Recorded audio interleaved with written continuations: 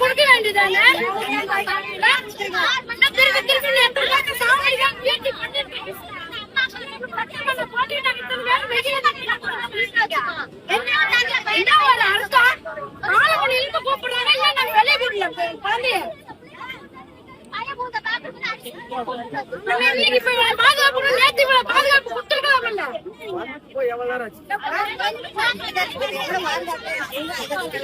நான் சொல்றேன் பாதுகாப்பு நேத்து பாதுகாப்பு எங்க எங்க போச்சு பாதுகாப்பு